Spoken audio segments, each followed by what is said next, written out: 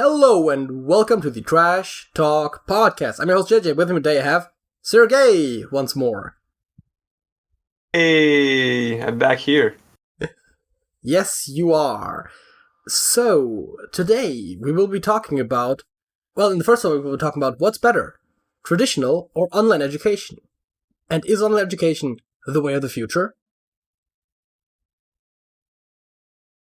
Sergej, opening statements? Yes, I actually do think that it is like a stepping stone to the education system of the future. Don't think it's there yet, but it's closer. I mean, I feel like we can all tell that our current education systems are not quite where they should be. That being said, as much as I hate to admit it, I think there is elements of the traditional education system that are necessary, right? Like some of the social aspects, right? Like I might have never been particularly interested in it when I was in school, or at least, maybe in elementary school a bit more, but the fact that you have to interact with human beings on a daily basis for years and years kind of prepares you for interacting with human beings in the future. And that's something that's hard to teach without actual contact with other human beings, as in your peers. True.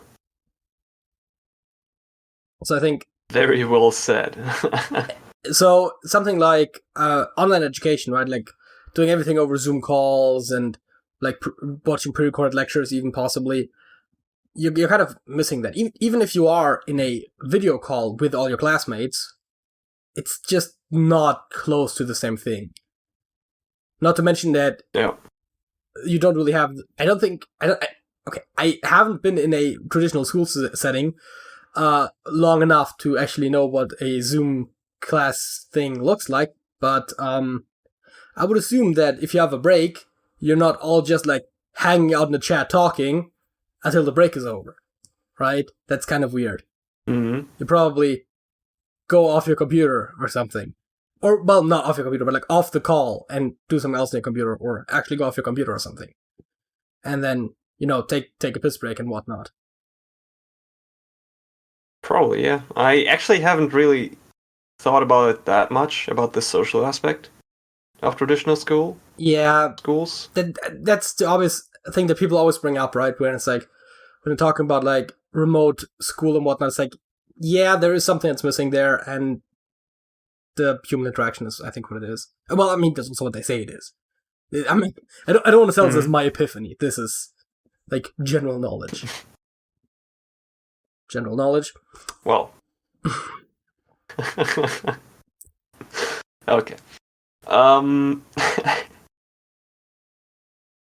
So the thing I kind of thought about more is the way that material is taught to people. Taught. Yes. I said that. I'm pretty sure you said thought.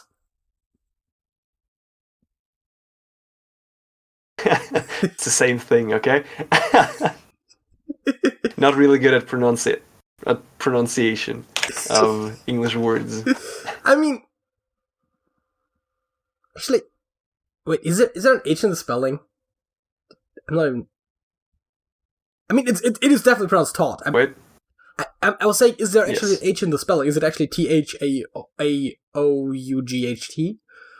is it just T? Yes, it is GHT at the end. I mean, yeah, that part. I was saying, is there an H in the beginning? Because I don't think there is. Don't think so. Tangent about English spelling. Yeah. English spelling could totally be a topic in its own right. But I don't think we're qualified enough to talk about that. I mean, I know some things, and it's not like we're qualified to talk about education.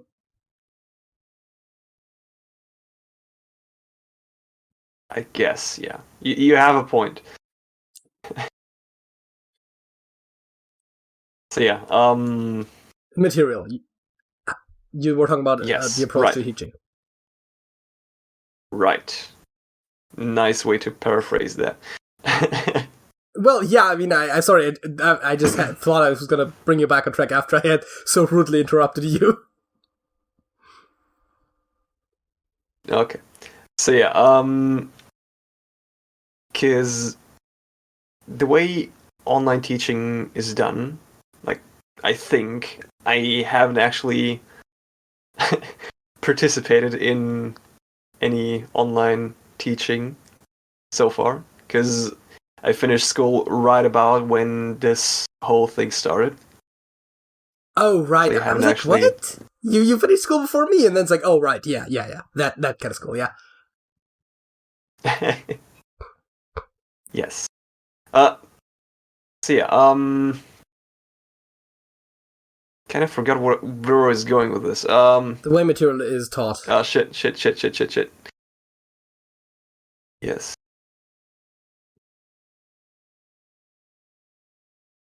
And today on Silence.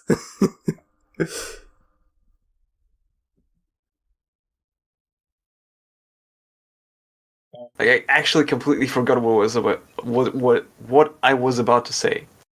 I assume you were going to talk about how the traditional education approach is not perfect and how, in some way, shape, or form, the online classes make it better. Which I'm not entirely certain on how that is, because... Oh, yeah, yes, thank you. So, I think the way that at least some online classes approach teaching stuff, with just giving students tasks to do at home, without actually spending that much time in the online class itself, is pretty great, that it allows you to basically make your own schedule to quite a big degree, or like bigger degree than traditional schools allow. And you can, if you really want to, just speedrun school basically, and finish all your tasks, if like the online class schedules allow for it, before traditional school would end.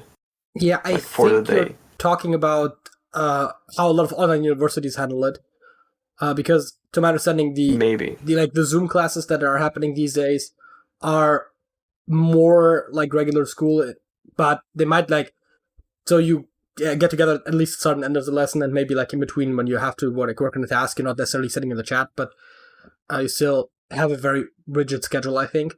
To my understanding, we're both ever so slightly too old to actually have any first-hand experience with this. Yeah. So the idea there is interesting, but also, depending on the age of the student, I find that very problematic, right? Because yes, being able to go fast is nice, but also you and I should know very well that procrastination is a thing. And if you can go at your own pace, that means you can push it off indefinitely. Yep.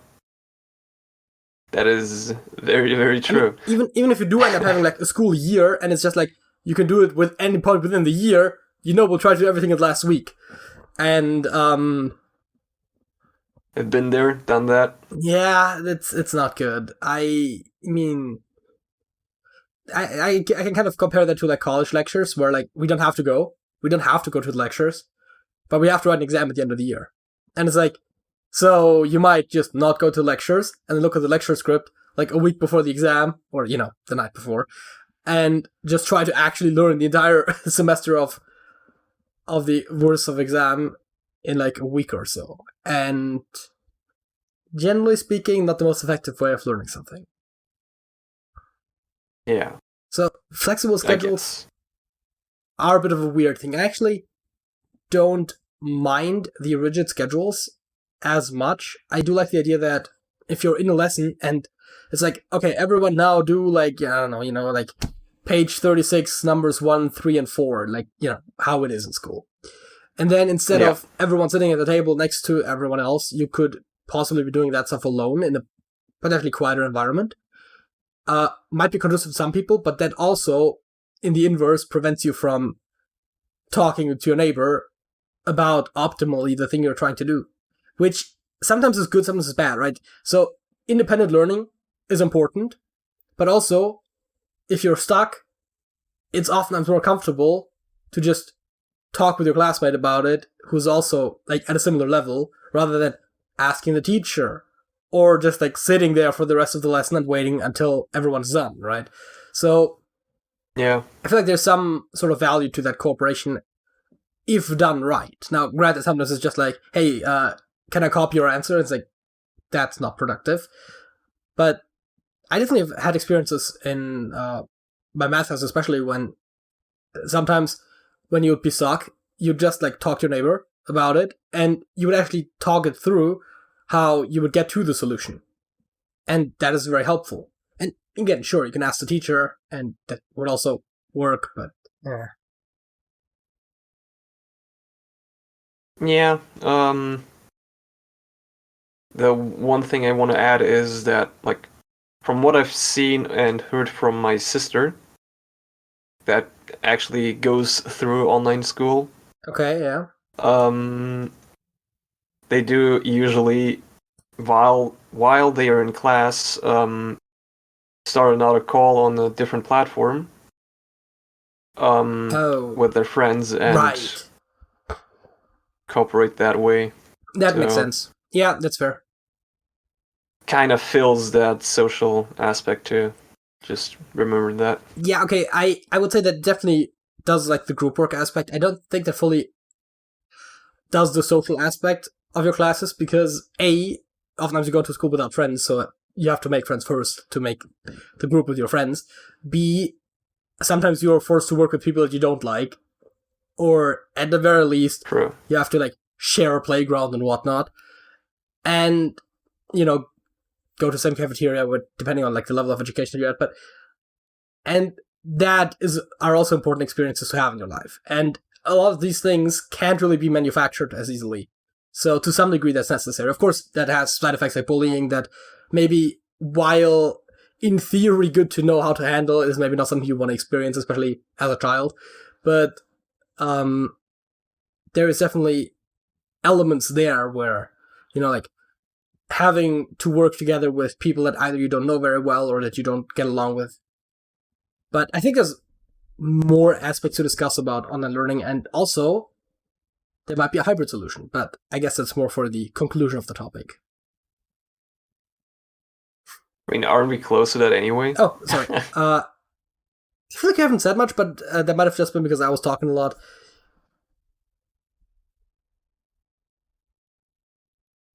He said, without getting a response. Yes. Further leading to a monologue. That was your cue to talk. I know. I just don't know what. I feel like shit. A lot of my problems with traditional education are not necessarily as much about being in a school versus doing it online in the chat, but rather are more about how certain topics are approached. And some of that has to do with kind of certain things being inevitably necessary because you have to have somewhat standardized tests, even if you don't, like, okay, the US like has standardized tests for everything, it seems. And by standardized, I mean like across multiple schools and whatnot. But I mean, the SATs are the big thing for them. And I mean, in Germany, I have the same thing where on a per state, province, whatever you want to call them, level, the final exams, at least on the highest level of schooling, are also standardized. But even for like the smaller tests that the teacher puts up, the entire class of people has to take the same test. If you do want to do that, I mean, there's nothing really saying that that's necessary, but also you kind of have to at least keep an eye that students aren't falling too much behind. But I think certain classes could definitely use better approaches, like language teaching especially, because it's been shown time and time again that the approaches taken in schools are far from the most effective. There's the input-based ideas that I believe we kind of talked about a different topic before. There's programs. I think we mentioned that at least multiple times. There's programs that actually use the story learning technique where, through building stories, you kind of just learn language without ever getting any like formal instruction in terms of like grammar and vocabulary. But like the teacher plans it out in such a way that you naturally end up acquiring a lot of that. And that those do at least as well as traditional education, oftentimes better. And then if you have a basic grasp, then voluntary self-selected reading? No, it's something like that. Where they just basically be like, okay, you understand the language well enough that you can start reading books. Oftentimes they'll have great readers, so they're like intentionally like beginner-friendly books. But then they'll just be like, okay, here's a selection of books, pick one that tickles your fancy, and just like, try reading at least X amount of books over the year, and then students oftentimes will end up reading more because they enjoy it, and even if they don't, just through reading they'll acquire just as much as through actual lessons. Yep. I agree with that.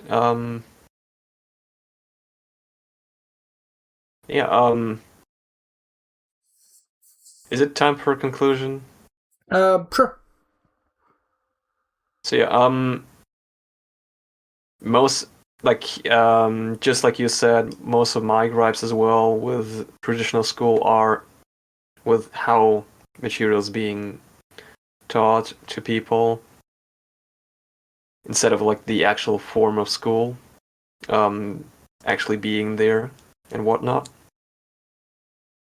But what I think makes online school in that aspect a bit better is that it, in my opinion, enables the use of actual, like, in my opinion, right teaching methods. Like, it makes it easier to do them. Is what I'm trying to say.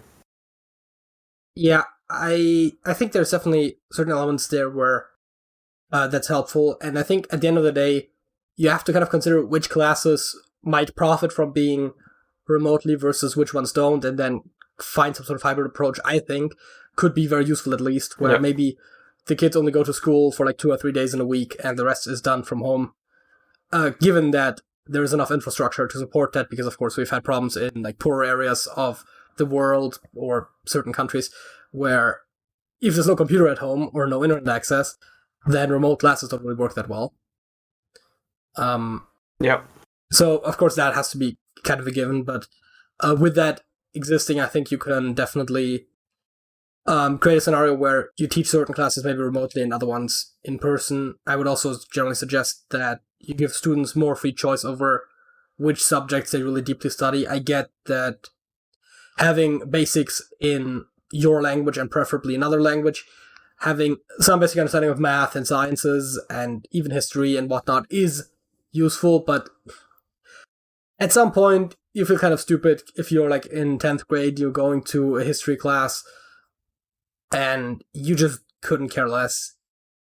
Whereas just getting 1 or 2 extra science courses, for me at least, and I assume for you it's the same, would have been better. Mm-hmm. And on the other side, you have students in their science classes who just don't care, and quite frankly, as much as your teachers might tell you, you're not going to need most of that for the rest of your life. Even a lot of the higher math stuff, you just don't need it. True. So you can then kind of, I think specializing earlier is definitely something that would have some amount of usefulness, though then I would still also say that maybe don't have it be too rigid, where if you choose a specialization and you realize it isn't for you, that maybe you still have an option of switching to some degree, because you don't want to kind of lock someone in, especially having children make choices that are going to affect multiple years down the line when they're not necessarily making those sort of decisions very well thought out would be helpful. Anything else that I wanted to say? Oh yeah, better basically allow them to fail faster. Oh yeah. Also, failure, dude. I don't know if traditional testing is worthwhile. I mean, obviously, for finals, me neither. You need something. I think you need something going out of school that tells you like, this was a good student, this was a bad student, some sort of grading for employers or universities or whatnot. But I think that from year to year, and sometimes like you have like quarterly exams and whatnot, it's like, I don't know how necessary that is, A. And B, I would, if you do them, frame it differently. I would not say that it's a bad thing if you perform poorly necessarily. It's just more of trying to figure out, for example, you could frame it as like, oh yeah, we're figuring out which subjects you're better at, and then knowing which direction to push you in. Or we want to figure out where the students' strengths and weaknesses in the subject are so we can focus on filling out their gaps in their knowledge, right? Rather than, okay, if you write one more bad exam, you're going to fail this class. And you're going to have to redo the entire year. It's like, I don't know. I mean, again, there's probably a situation where some students need to retake a year at some point, because otherwise they're not going to get ahead, they're not going to be able to get along with everyone else. But I think the very rigid testing system and the idea that every single exam is really important, and that, I don't think it creates a very good mindset for the children, because at that point they're not learning to learn, but they're learning for the exams. And it's hard to kind of get a child to show interest in learning certain things. I see that myself, right? Like, there were subjects in school, as I said, like history, couldn't care less. And now I find myself like learning things about history and finding them interesting, and then maybe looking up some additional facts about certain things. Like, I never cared about that before, but now I find it interesting. And there's all these subjects. I failed my French class, right? And now I'm learning French. Like, in retrospect, I wish I had paid more attention in that class, right? But also, I think if those classes had been made in a way where failure is maybe encouraged, as you said, like, make them fail faster, right? Like, failure is encouraged. It's just part of the process, rather than, like, it's an embarrassment every time you fail. Then maybe students would actually try to learn, rather than just try to not fail. Which also means not raising your hand, not answering questions, because you could be wrong. Which means learning less. Yep.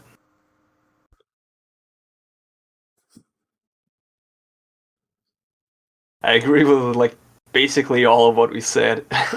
Yeah, I got very into it there at the end, but apparently I had some feelings about it. Oh yeah, I didn't even get to homework, but like, homework the way it's done is horrible. It's like, no, it doesn't make sense. Like, also, like, a lot of studies show that it just doesn't have any effect on learning at all. Yeah, so I noticed, right, like, in math class, for the last couple of years, I straight up did never do my homework, right? I think the last 3 years of school, I just did not do any homework at all. And in the class that I was already good at, like math, I kept being one of the best people in math. Not necessarily grade-wise, because I also didn't raise my hand a lot during the lessons, but I would always be one of the people who would, like, always grasp everything the fastest and be able to apply the concepts the best. So, like, I would do relatively well in math exams. I would not do that well in, like, the oral reading, because, again, student participation, and also the fact that I never did my homework, which just in and of itself reduced my grade. Not because that made me worse at math, but because that is being graded. But I still end up being really good at math, right? And so I don't see why I should do this homework, which in our math class at least was always just like, do the same thing again within the class, but with different numbers, basically, right? Like, do the same kind of tasks again. And just I already had no issue doing them in the class. So for the people that were struggling with it still, it makes sense, right? Try it again to get more used to the equations and whatnot. But if I can already do it, as you said, it's just busy work, right? Like, I don't get anything out of this.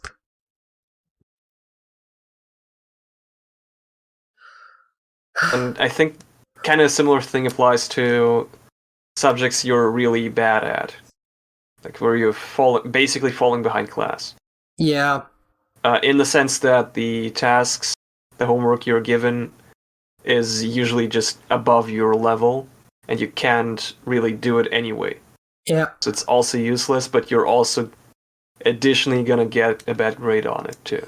Yeah, I hate that in French class, where there was a point where, because of language is one of those things like math, where it kind of like naturally builds on the previous stuff. So if you don't know the basics, you're not gonna get the harder stuff. It's not like in history where if you kind of forgot or didn't quite grasp what the Roman Empire was doing, you could still understand the First World War.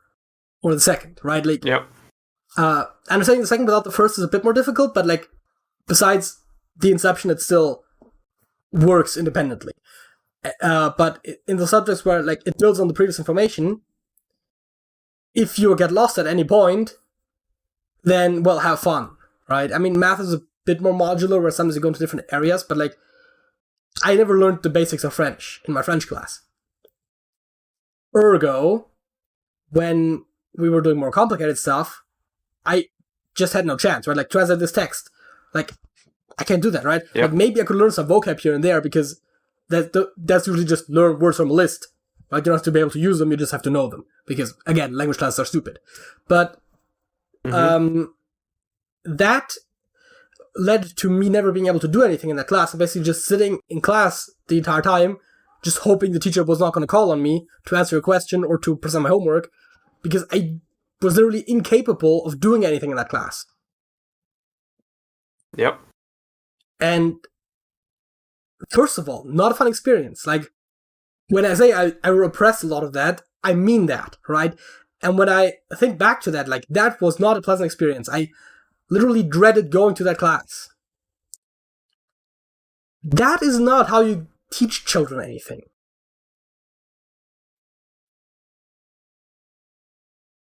Quite the opposite, actually. Yeah.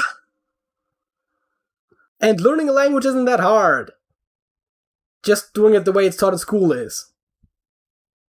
True. I mean, it's still going to take some time and effort. I'm not saying, like, you can learn a language tomorrow, right? Like, people that say they learn a language in 7 days are generally lying. But, you can learn a language in, like, a year or two. Where you speak it to a point where you can communicate reasonably fine, and you can just grab a newspaper and read it. It depends a bit on the language and the distance from, like, you might not be able to learn Mandarin or Japanese in, like, a year, but if you already speak English, you will be able to learn French in... I think you could, if you put effort into it, you can probably learn in a year. If you're just kind of like... I mean, I did not put a huge amount of effort in, and I feel like I'm starting to get somewhere. And I've been doing this for, I think, 14 months now. So, like, in 2 years, you can learn the language without putting in anything unreasonable. Like, do, like, half an hour to an hour every day, and you'll learn the language, right? And if you consider... language classes used to be, 3 lessons a week? At, 45 minutes each, roundabout? So... Yeah, roughly. So it's, of course, a bit less than half an hour a day, over the entire week, but even then, right, you should be able to learn the language in that time, especially considering that there was homework and whatnot, if they actually used a sensible approach in teaching the language. But it's hard, right, because if you do something like natural acquisition, then not everyone's going to necessarily acquire all the same words at the same time. There's a general flow, especially for the basics, but if one person reads about one topic a lot and the other about another topic, you're going to have different vocabulary, which then makes it harder to test that. Which is why the whole testing system kind of prevents you from learning what you want to learn and rather learns you from what you have to learn for the test. Which, some assumption about knowledge is good, but at some point, especially the higher you get up, it just doesn't work. I'm repeating myself. Yeah. We do have a lot of problems with the way that school does a lot of things. Yeah. I think I like the American college system from what I've seen about it. Besides, maybe, I think they still have standardized tests, which is not great, but... And a lot of, multiple choice tests about that, but... I really like the idea that a lot of them go to college and only, a year in, pick their major, which also means that they have more subjects, of course, in the beginning. But I think something like that would be good for maybe, a high school system. Because, yeah, you kind of... I mean, we kind of had to some degree where we could choose some amount of subjects for, our last 3 years, which was way better than anything before. Because I didn't have to take French classes anymore, and I didn't have to take art anymore. And I think I had to take music still, because I had to take art or music. Oh no, I had to take it for a year, because then I could take literature for 1 year, or continue doing music for another 2 years. So I took literature for a year, which ended up being theater, but... Yeah, our entire literature class was basically just the theater club, alongside the actual theater club. Cool. Like, we were literally producing the same theater play with the theater club. Like, they were not even treated separately. It was just one group. The only difference was that the people who were taking the literature course were being graded on it. Oh yeah, great. Which, that is not a kind of course that you should be grading. Not if you treat it like that. Because it was all just about, like, some people were acting, some people were doing lighting, and, like, that's not even comparable. And teachers kind of knew that, and, like, if you weren't playing a role in the theater, you were probably not going to get a better grade than a C. It's like, no one told you that going in, so when you chose to not play a part, but rather do behind-the-scenes stuff, you kind of damned yourself to a worse grade. Not to mention that the teacher didn't like me, but I think I've went over that story before. Yep. At least off air. I don't know if I think I've told on the podcast before. Maybe I feel like I've told this on the podcast before, and if I haven't done that lately, I probably did it like in the early episodes. Maybe because I feel like some of the school stories were more present in the early episodes because we were relatively fresh out of school at that point. I think it was in our first year of college when we started the podcast. But we're approaching 4 years, and I'm now in my 10th semester. So yeah, around about second year of college. Also, I'm approaching my 5th year of college, which I think I should get that bachelor's degree somewhat soon. I should probably work on that. Do we want to move on to facts of the week, or do you have anything to say? I know I talked a lot. Don't actually have anything to say. You basically spoke my mind on a lot of things. Yeah, sorry. I got very involved all of a sudden there. Like, I seem to have had a lot to say. Yes. Sergej, what's the fact of the week? My fact of the week is about unsolved problems in computer science. Is it P versus NP? No. Oh. It's something much, much more obscure, and something I found out on accident recently. Oh my. You probably know the game console named Atari 2600, right? Yes. I'm like not intimately, but I have heard of it, yes. Yes. But you probably have never heard of the game Entombed. I don't think so. For that console. So the premise of that game is that you navigate a procedurally generated maze. Okay.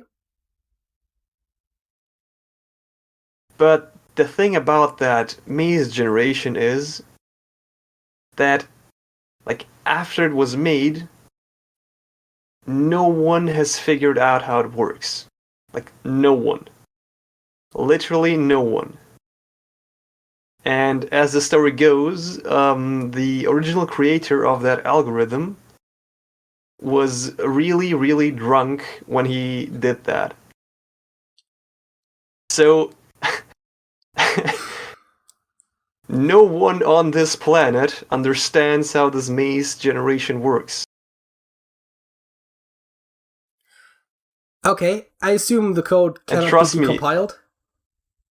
No, it was decompiled. I personally haven't looked at it. Actually, haven't really searched for it either, so, but the game uses a really, really strange lookup table to generate adjacent tiles to already generated ones. Okay. And yeah, a lot of people studied this piece of code over the years, and no one figured out how it works. And it is actually listed as an unsolved problem in computer science on Wikipedia. Wow. Yep. Yeah, that's something. that kind of reminds me of the Voynich manuscript, where like it's just this text that was created in like the Middle Ages or somewhere shortly thereafter, and no one knows what it means. It's written in what is generally assumed to be some sort of unknown language, like a code or something, and just no one knows what it's supposed to mean. But there's a chance that someone just made it with the intention of it not being decipherable, and it just doesn't mean anything. And this, it means something because the code works. Yep. Speaking of Wikipedia articles, the headline of this one is going to be fascinating, but I'm not going to start with that. I'm going to start by kind of talking around a bit until we get to the punchline. The point is, I recently heard about a music album. And I know what you're thinking. I know this is the Fact of the Week segment. It's interesting enough, trust me. And this album is called Wake Up. Wait, is it called Wake Up? No, now I'm doubting myself. Double check my notes. It says Wake Up. It does say Wake Up. Yeah, it's called Wake Up. And it is a progressive rock album from, I believe, 2015. That is not the interesting part. The interesting part is by whom it is. I would let you guess, but like that is a very broad thing, so you're probably not going to be able to guess anything. It's like Morpheus? Something like that? God Matrix references? What? Matrix references? Oh, no. This Okay. is way more interesting. It is by Pope Francis. What? So the Wikipedia article is called Wake Up in parentheses Pope Francis album, which just in and of itself is one hell of a headline. And yes, the Pope, the actual Pope, well, the current reigning Pope, I suppose that makes him the actual Pope, released a music album. Now, sadly, he did not go to a recording booth and start singing rock songs. This is like using some of his speeches and then underlaying them with music and like having parts of it like re-sung by actual musicians. But it's interesting. I don't think there's anything in there that I would like want to add to my playlist, but it's actually not horrible. Like, and it's a music album released by the freaking Pope, once again proving that Pope Francis is at the very least the coolest modern Pope. I mean, like, back in the day, like, popes were crazy. Like, I don't know, maybe there's someone in there who's better, but like, in terms of, like, modern popes, that guy rocks. Literally. Yeah. That is actually pretty cool. Pope Francis released a music album. So, give that a listen, folks. What else was I gonna say? Oh, right, and as a completely unrelated side note, his predecessor's still alive. That's not really part of my fact, it's just something that I stumbled upon when I looked at that, and turns out the previous Pope, who was the first in, I think, over 600 years to actually quit the job, in 2013, is still alive today. He's 93, I believe.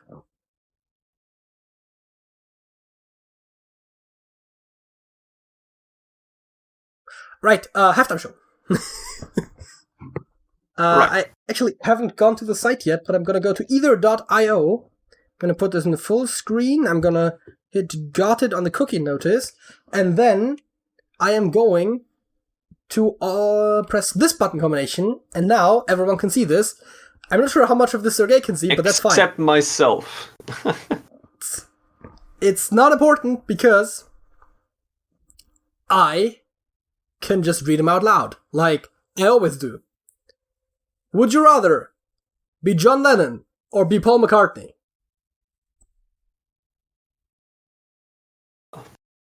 I don't know these people. I was afraid you were gonna say this, Sergej! It's John Lennon and Paul McCartney. Like, there's few people in the world that are more famous than them. They're like everyone's two favorite Beatles. As in the Beatles, the band. Because, let's face it, Yeah. I might be the only person in the world who likes George Harrison, and, like, I don't think anyone cares about Ringo. But would you rather be John Lennon or Paul McCartney? I don't care either way. Okay, so we actually had this question before with me and Alex, and I guess I should say Alex and I. I think it's rude to do the other way around. But the point is, we came to the obvious conclusion that we'd rather be Paul McCartney because he's still alive. Oh, then yeah, sure. Notice that makes sense. How 53% of people picked John Lennon, who infamously died of lead poisoning, by which I mean he was shot. Whether the bullets were made of actual lead is not known to me. That depends on the caliber, I think. Would you rather always take cold showers or never feel anything cold?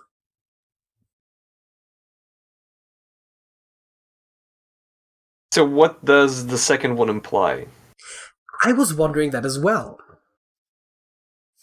So either you completely lose your ability to feel coldness, or you literally are incapable of touching things that are cold? That's the only two reasons, the only ways I can justify that. Yeah. I don't know, I'd probably pick the cold showers. Seems much more practical than never being able to feel coldness. I think not being able to feel coldness is kind of the same problem, as someone also kind of pointed out here in the comments, but it's kind of the same problem as with not being able to feel pain, right? Where, like, you'll just freeze to death and not realize it. Now, granted, if you're freezing to death, survival tip. If you have hypothermia and you're freezing to death, there's going to come a point where you start feeling hot because your nerves are getting damaged. If you want to survive, don't start getting rid of your clothes. You'll just die faster. It's called paradoxical undressing, and it's a real thing. People die because of this. Cold showers. I do like me my warm showers, but I think it's healthier to take cold showers anyway, so.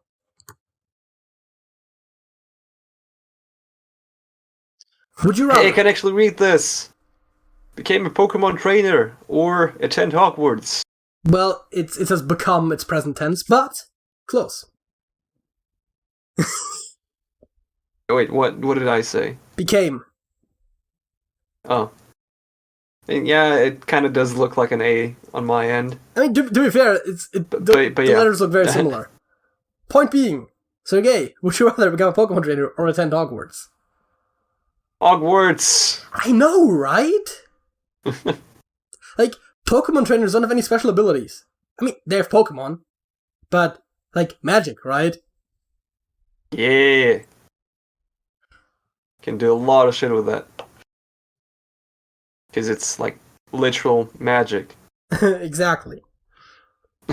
Would you rather have the job of your dreams and always be broke, or have a job you despise but loads of wealth? I know what Alex would pick. I know.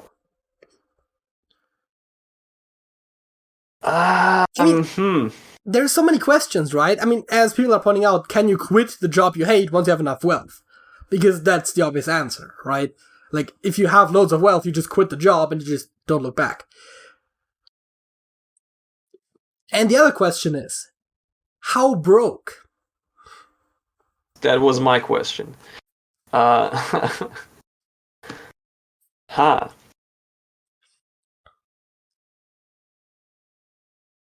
I think I'm tending towards job of my dreams. But again, if you like have a job you hate, but like immediately also have the wealth, that you could just quit the job, then that's the obvious answer, right? I'd rather never work a day in my life and just get like unwarranted money. But yeah, no, I think it's job of your dreams, right? It's gotta be. Yeah. I agree with you. Not much that I'm leaning in that way, but... Oh. I feel like that would be an easy answer, though. That. Would you rather the world be full of atheists or the world be full of Christians? I feel like this is an easy answer, yeah?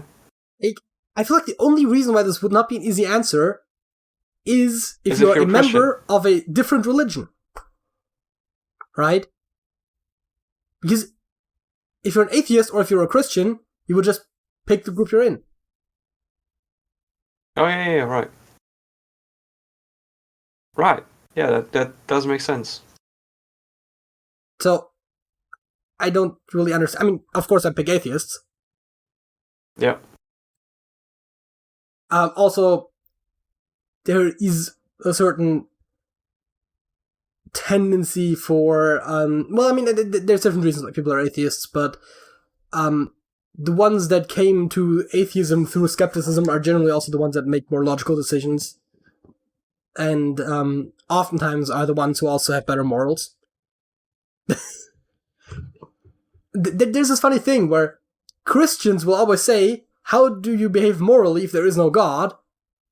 To which then the atheists oftentimes tends to reply, wait, if you lost belief in your God, you would just go around killing people? Because, like, Christians will literally ask atheists, like, what is stopping you from killing people? And it's like, now I'm worried about you. If you lost your belief in your God, you would start killing people? That's not good. Okay. Would you rather only read romance novels or only read textbooks?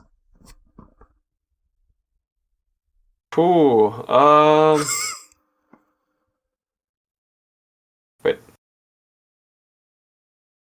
How is it that I can read the little description text at the bottom, but not the big text on the actual, like, would you rather? Contrast. Like, the choices. Don't think so. It's, like, weird resolution thingy going on. Oh, yeah, bitrate. So, in case we haven't mentioned it, for some reason, our video call has a problem where Sergej is not getting a good video feed, but I am getting his feed crystal clear, as you can tell, and the audio is fine both ways, so we just decided to stick with it. So yeah, this is a bit weird, but... Sergej, only romance novels or only textbooks? It would be only romance novels sold in grocery stores, which... Oh. And any topic of textbook. I didn't even... You're right, yes. I was about to say what qualifies as a romance novel, because there is... If it's any novel involving a romance, it's like a lot of novels. Because even the ones that aren't just about it oftentimes involve one. But yeah, no, I feel like I have a very obvious answer here, and... Yes, textbooks. Yeah, because if I had to choose between one of those two, if I chose romance novels, I'd probably just stop reading. And textbooks at least have a use. Now, granted, if I look around at all the books that I have recently read, / the one I am currently reading, it's definitely neither, but I think this is the last one, by the way, because I think we did this for like a while now, and we have a second topic as well, obviously. Would you rather have every commercial be an annoying Geico ad for the rest of your life, or have every commercial be a Verizon Can You Hear Me Now ad for the rest of your life? Seen either one of them. I don't know what exact Verizon commercial they're talking about, because the Verizon commercials I've seen are different.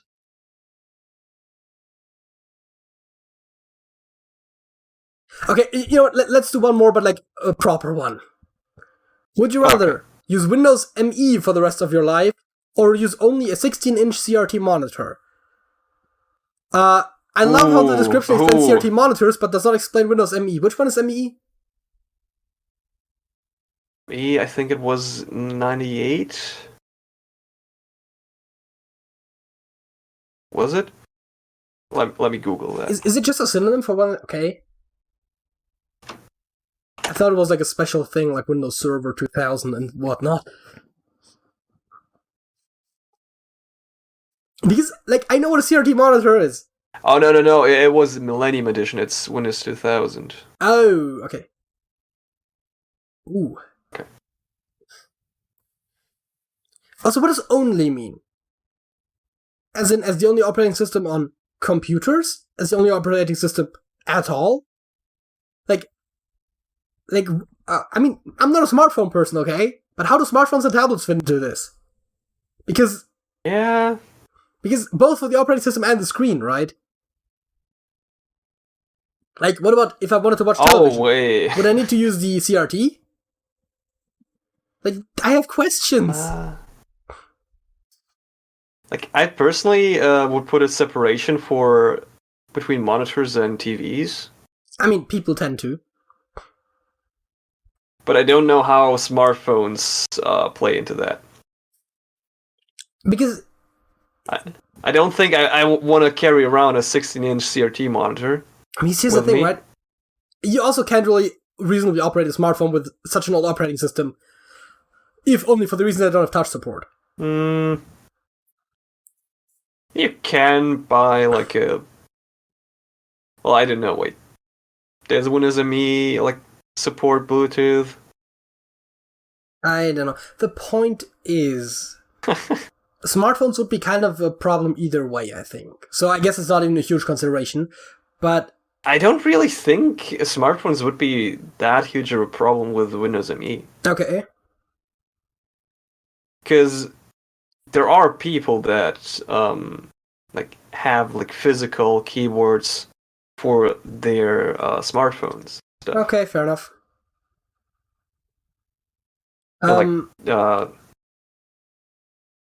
These touchpads, from laptops, like also integrated into these external keyboards for their phones and all that fancy stuff.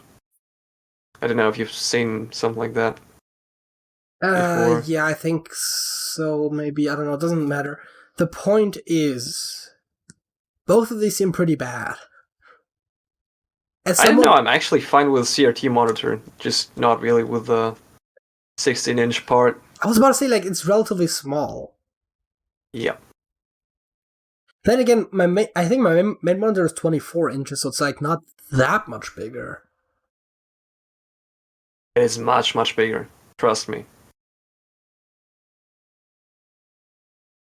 Also, what does use only a 16-inch CRT monitor mean? Yes. That is another part that I don't like. Because if it just means a singular one, that adds more problems, right? If it doesn't, we can get really tricky and start, like, just stacking them up on top of each other. And, like, make a big screen out of them. Well, like, really, really thick borders in between them. But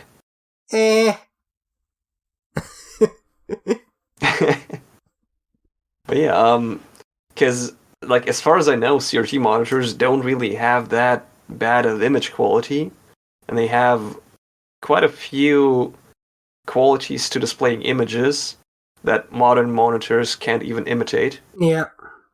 Really? Yeah, I think I would pick the monitor as well, because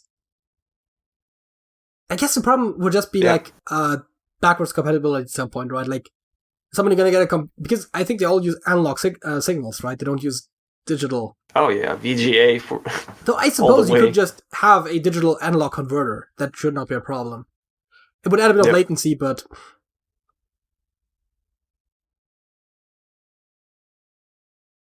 not as bad. Yeah, I think we'll pick the monitor. I do agree. Though apparently it was like a really close call with people. Yeah, it appears to be so. Now that we are done with that, brings us to the second topic. The second topic is about the military. It's about armaments. It's about weapons. Nukes do be scary, though. Okay, so I don't know how much I have to say about this, but the question that we kind of came up with was, why do we even bother with, like, more and more advanced weapons when we already have nukes that can virtually eradicate the human race? Yeah. Sergej, why?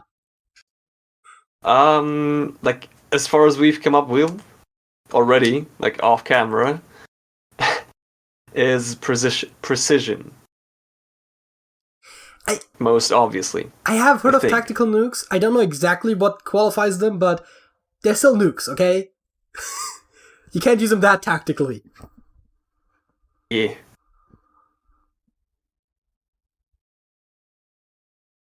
Yeah, but I can't really...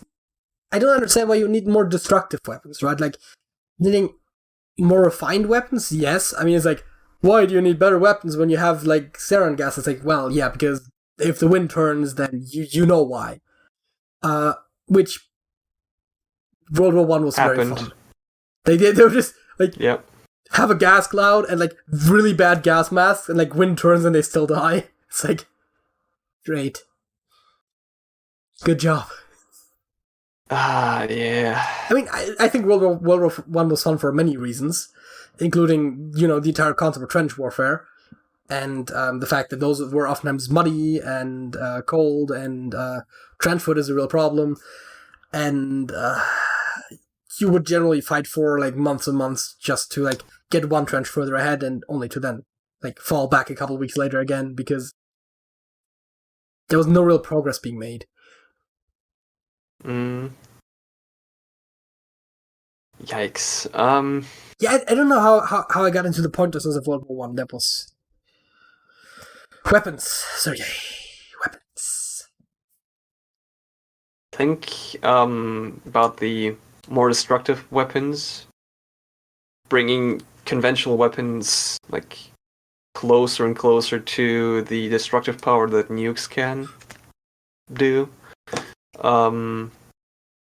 Like basically making safer nukes, I guess. I mean, I guess that is kind of a good idea still, right? Like, if you want to bomb a town, you'd rather bomb that town and then have that be done rather than have to, like, evacuate the entire surrounding area for the next 50 years. Yeah. Do people live in Hiroshima and Nagasaki? I think some people do. But not a lot. I had thought about that, right? Like, I know about Chernobyl. I, like, have vaguely heard something about Fukushima. I have no idea how we're treating the sites of the two big nuclear bombings. I never heard about it. No one ever talks about it. I think if I've ever heard about it, it was a long, long time ago. I don't really remember. That's the thing, right? I bet you'll probably look this up, but the point is, theoretically, there should have not been people living there immediately after the strikes, probably. Because it's probably kind of very active there. And that is definitely a good point. You don't necessarily want that, right? Even, say you want to wipe an entire nation off the maps, then you want to probably move people there because that's now free real estate, as the meme says. And let's face it, we have a lot of people in the world. More space is not always bad. That is not to say that we should destroy entire countries to make space for our populations. I'm just saying, if you're already destroying a country, you might as well keep it habitable. True. Please don't destroy countries. Don't threaten at home, kids! This is this is legitimate advice because someone actually has built a nuclear reactor at home once. Yes, in his garden shed. It's still radioactive today. Yeah. Made off of radium from clocks. Yep. Because it glows in the dark, so it's definitely a useful thing. Also, did you know that radium is good for your health? They put it in everything! Toothpaste, and there's like these like irradiate your water kits that you could buy and everything. It's really good for it. Radium is not good for your health. But, back in the day when we didn't know that much about radiation, people thought it was good.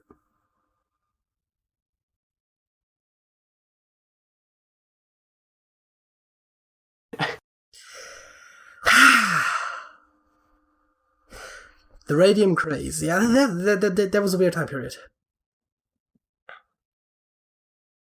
Kind of strange to look back on that.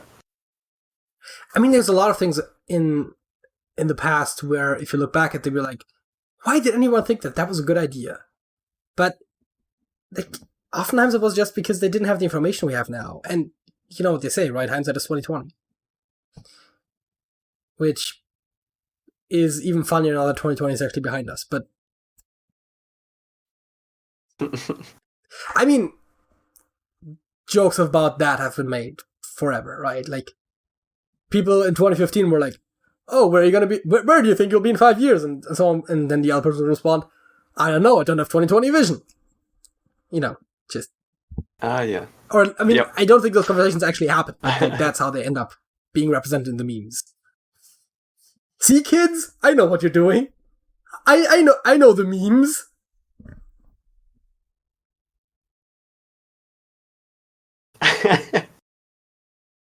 I don't get kids these days, but that's a different topic. Nukes.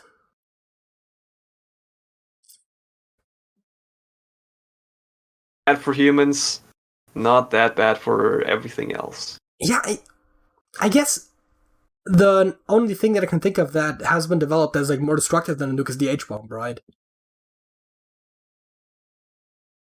I guess, yeah. Because it uses... Isn't that also radioactive too? That's a good point. Isn't that basically the same thing, just using a different element? Well, hydrogen. I actually don't know. First of all, I'm not sure if they've ever built a functioning one, but isn't it based on fusion? Or am I just completely getting this wrong? I don't actually know. I have no idea. Well, this is the moment where I do research. A thermonuclear weapon, fusion weapon, or hydrogen bomb is a second-generation nuclear weapon design. Its greater sophistication affords it vastly greater destructive power than first-generation atomic bombs, a more compact size, a lower mass, or a combustion of these benefits.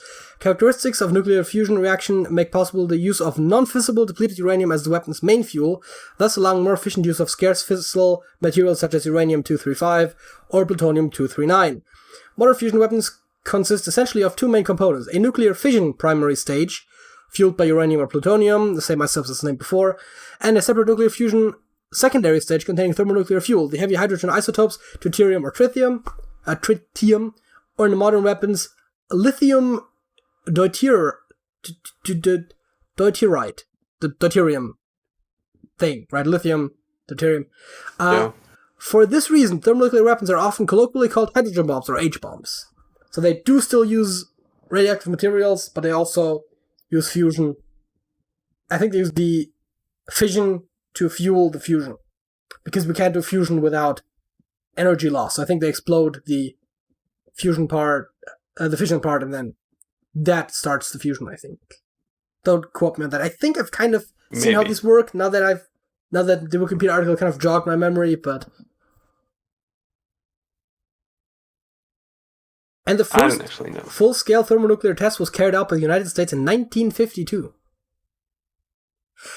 That was almost 70 years ago. As a matter of fact, that was 69 years ago. I guess we have some that work.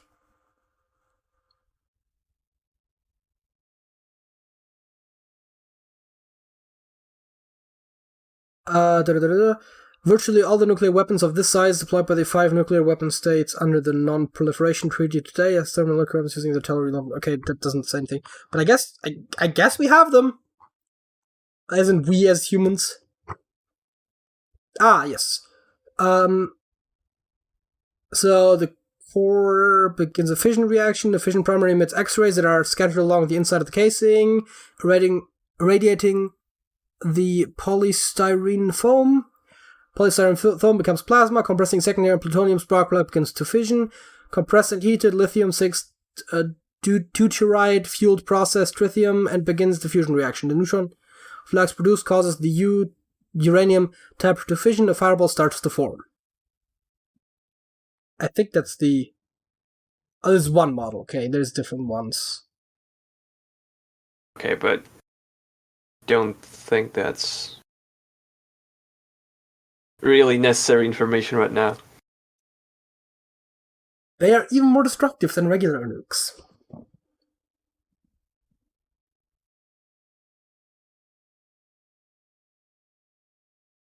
Which is crazy. I guess they're less radioactive as well because they only use radioactive material to start the reaction. And I guess then they just produce helium as a byproduct for the main explosion. So it's probably less radioactive Maybe.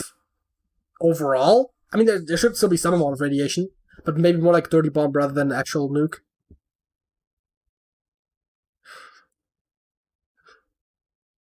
No idea. But yeah,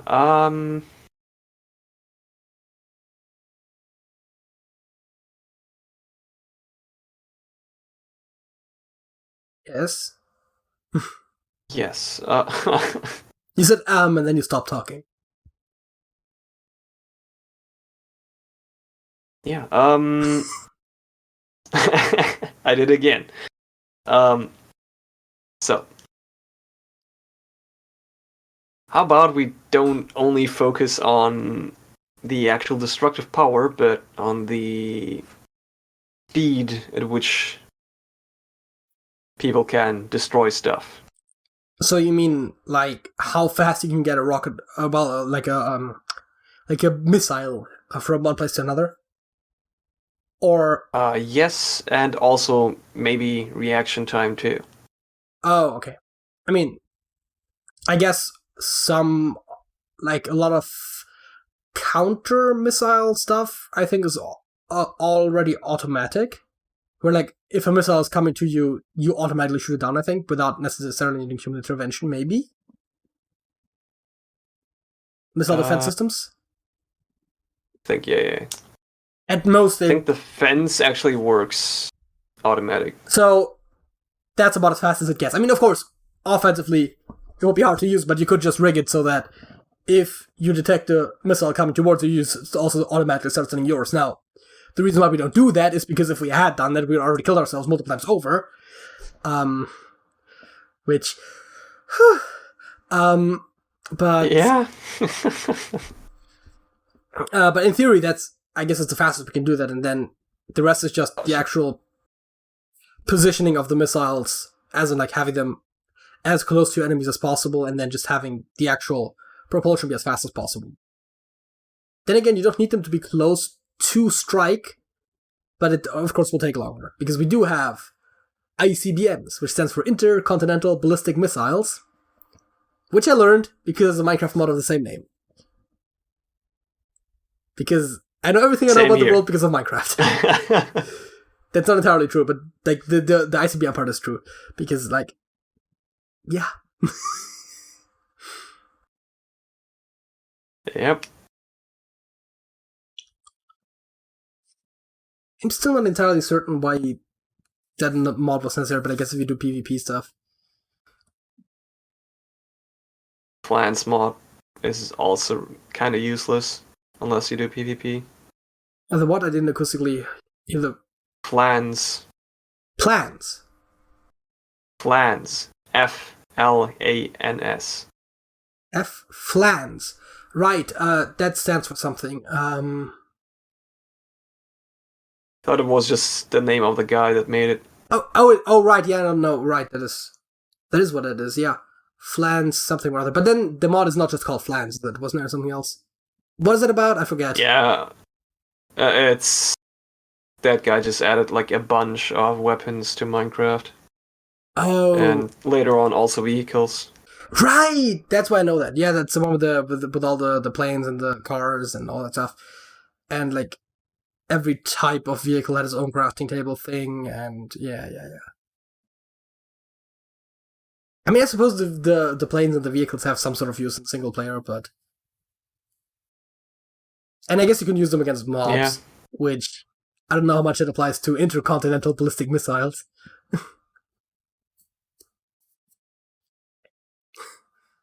True. Oh, I just imagine like you're playing with Thaumcraft and there's a taint biome and you're just like, I'm gonna nuke the shit out of that.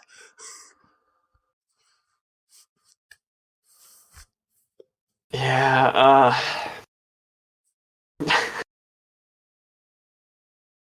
We should make that Minecraft should series probably at some get point. back to the topic.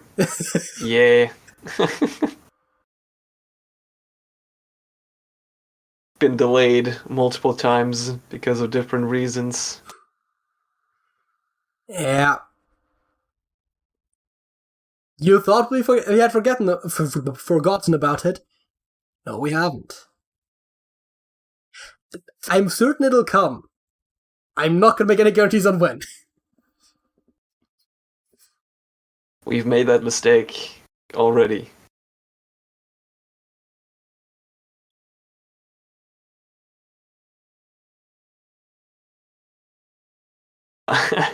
Do you have anything else to say about people killing each other? Yeah. I don't really have much about that.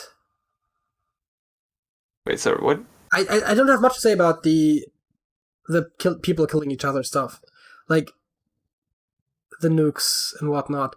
Like the only thing I can think of that's like in a way more sophisticated stuff like drones, but A, that almost seems like a completely separate topic, and B, I kind of find the idea hilarious that if two sides in a war both have drones, instead of actually bringing the soldiers out, they just start having drone fights.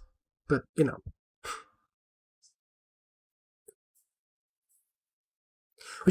Which would be a great alternative to actual warfare. I was just thinking we should kind of go back to like this, like I don't know if that ever actually happened, but this like old stereotype where like the two armies approach and then like both send out their champion and they just like duel it out and then the winner takes all sort of a thing.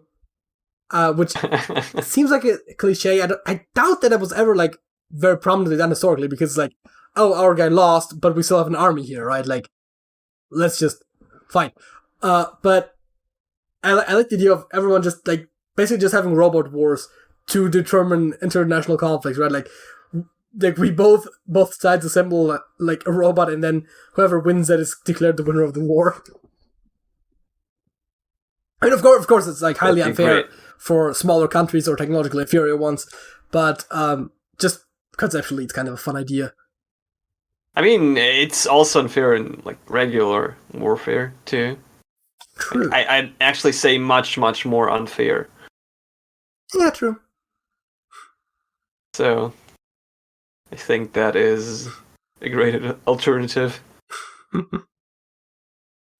But with all of those proxy things, it's always like it's hard to like really get the losing side to accept that they lost because they still have military power to actually fight you the traditional way. So, do you want to talk about the future of warfare a bit more, or do we want to talk about music? I don't really want to talk about future warfare. Sergej, what is the song of the week? My song of the week, 1 second, is translated to Million Scarlet Roses. So, since you did not just tell me what the original name is, I'm gonna guess it's Japanese? No, I tricked you. It is actually a Russian song. Darn! You got me good there, son. The original name is Fuck, I can't pronounce Russian words now. Million Alых Роз. And it is I feel sung... like I could have reasonably understood two of those words. Yes, they are really similar, which is the reason why I couldn't pronounce them. I still like the idea that you really have a hard time speaking Russian. You know, your native language. It's hilarious to me. It would be funny though. Yes, I agree with you. But yeah, dude, like someday you're gonna go to Russia and you're just gonna have like a German or an American accent or something. People are gonna be like, "Who's this foreigner?" Yeah. 1 second. Oh, I don't think you named the artist. That's what you're looking at right now? Okay, cool. Yeah. It is sung by Alla Pugacheva.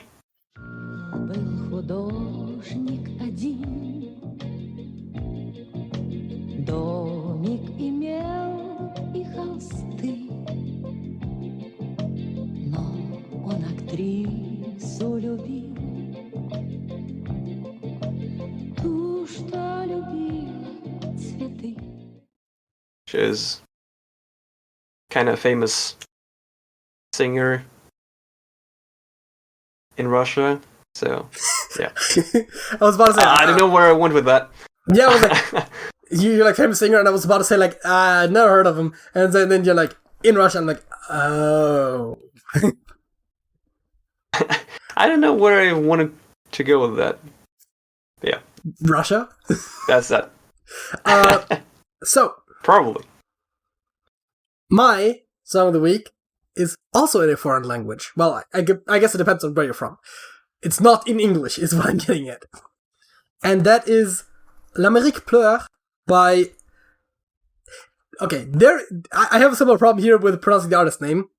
I'm just gonna say it's Les Cowboys Frigants. Frigants. La question que je me pose tout le temps, mais comment font tous ces gens pour croire encore en la vie dans cette hypocrisie? C'est si triste que des fois, quand je rentre à la maison et que je parque mon vieux camion, je vois toute l'Amérique qui pleure dans mon rétroviseur. Because the word cowboys is in there. That is not a French word. Loan words are hard. It's not like it's just a similar word, it's just this is a straight up a loan word. And with loan words, you never know if they pronounce it like they would in their language or like it's in the original language, and especially with French. They sometimes loan the pronunciation as good as they can approximate it. Sometimes they don't, which makes it really difficult. So yeah, the title, of course, we do translations. The title translates to America Cries. And it's a country song, like a pop country sort of song, by a band from Quebec. As I said, Les Cowboys Frigants.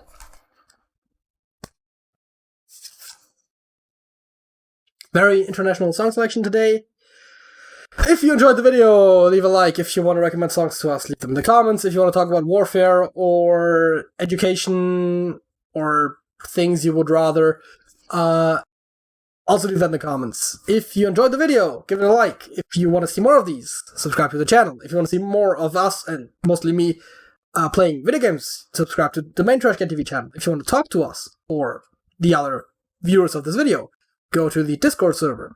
Link for that is in the description, like the little cards at the beginning. The little cards at the beginning of the video. No, I'm trying to point at you. Like the card goes from basically it goes. Okay. It goes like this, but I can't. But no, wait. It is roundabout here-ish, but on your side, and then it goes like this, and then it goes back up again. Point is, I can't actually point over there because if I try to point over there, my arm disappears. All that is to say, like, comment, subscribe. Sergej? That's it. That's it.